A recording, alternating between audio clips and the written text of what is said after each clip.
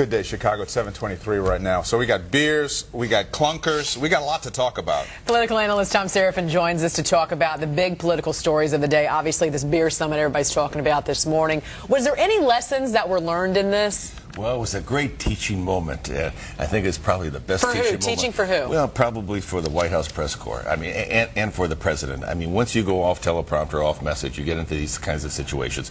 And they put this beer summit together to kind of, make him look like a regular guy, but nobody drinks Bud Light out of a glass. It's always out of long necks. So, but they made their best trying to heal this situation. And I think, it's good national controversy. It's a good national conversation. But I don't think there's a lot of progress being made there. Yeah, let me read your quote from a political scientist who said, race and criminal justice. This meeting missed a chance to deal seriously with the problem of blacks being disproportionately pulled over by police as one of the subtext issues. Obviously, the respect for police officers, the other subtext of the issue. Can this easily just be dismissed as a photo op? Well, it's not necessarily a photo op. It's serious business for the president and his media advisors. Listen, the August recess could not come soon enough for them. His numbers have been plummeting as far as a job approval is concerned. So he had to show some sense of understanding here. He brought people together. He took advantage of the opportunity. He went on the offense after going negatively when he said the police department acted stupidly. It was a good media opportunity, and it was good healing for his public relations images around the country. But as far as racial relationships and discussing that issue, it was an opportunity I think lost. I thought the police officer looked, very strong. I mean, I think you've probably developed some kind of national personality there. Yeah, he's got a following. Right, and then Professor Gates is still wanting, an apology. The twains are still not meeting. Right.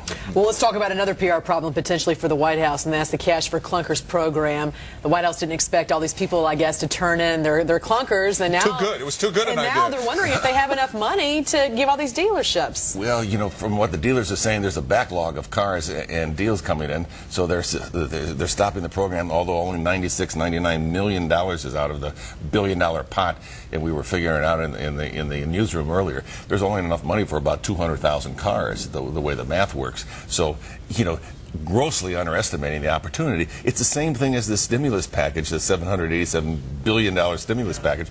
It's still not reaching the bottom line. Here on the Cars for Clunkers issue, you're actually getting an opportunity to have a stimulus in your hand. You can get $4,500, they get a new car. Remember, a lot of politicians wanted to just cut the payroll tax for 6 months, where you got an immediate cash inflow into your home.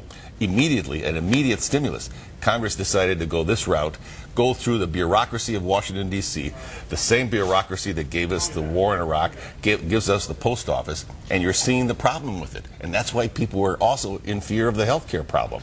Yesterday we had this report that the website that's supposed to tell us where our stimulus money goes to, the one here in Illinois is the worst in the country, which is kind of ironic since this is Obama's home state, that we have no idea. For example, there is, according to $10 billion in federal stimulus money came to this state, and we can't say for sure what happened to it. Well, you can't say for sure for a lot of things here in Illinois.